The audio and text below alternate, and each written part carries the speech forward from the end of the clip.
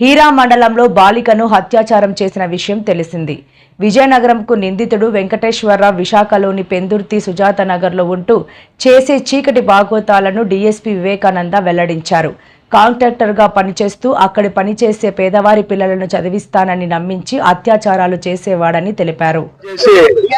ఆ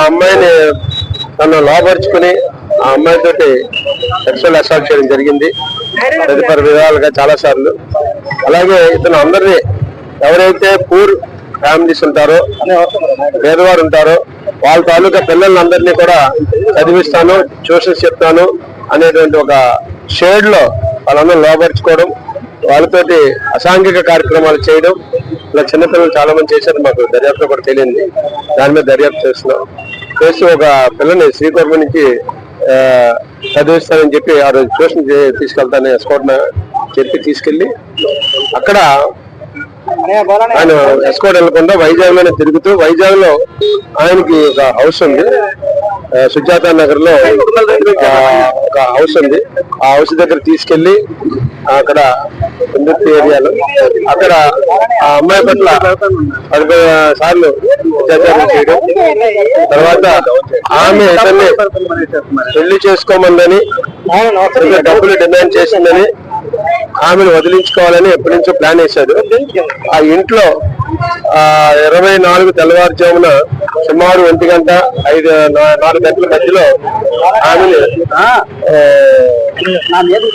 వాదరింగ్ నోరు మూతి నొక్కేయడంతో ఆమె చనిపోయినట్టుగా మనకు తెలిసింది. దానికి యాక్చువల్ గా ఇద్దరు ఇక్కడి నుంచి కలిసి బయలుదేరారు. తర్వాత ఆమె శవంగా మారిన తర్వాత ఆమె తల్లిదండ్రులకు అప్పగించడం జరిగింది. దాని మీద రిజిస్టర్ చేయడం జరిగింది. దాంట్లో ఏంటంటే మాకు మెయిన్ టెక్నికల్ ఎవిడెన్స్ ఆ అపార్ట్మెంట్ దగ్గర సీసీ ఫుటేజ్ చూస్తే చాలా బాగా అనిపిస్తుంది.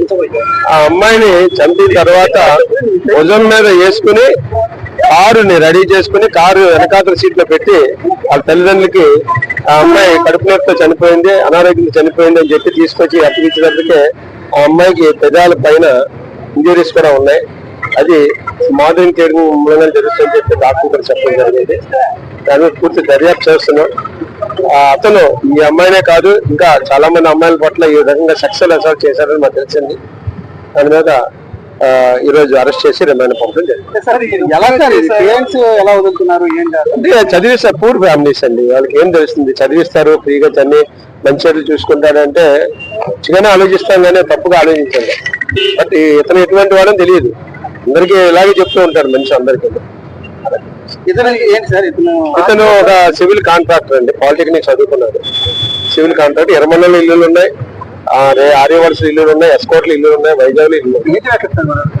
నేటివ్ అయితే ఎస్కోట్ అండి, ఆయన ఎస్కోట్ లో సెటిల్డ్, ఫ్యామిలీ అంతా ఉన్నారు, పిల్లలు అందరూ ఉన్నారు.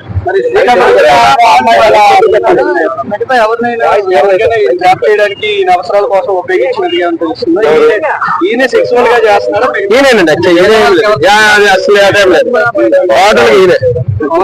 ఇతను చిన్న పెద్ద కాంట్రాక్ట్ పాలిటెక్నిక్ నుంచి సివిల్ చదువుకున్నాడు, కాంట్రాక్ట్ వర్క్స్ చేస్తుంటాడు. POCSO murder and rape.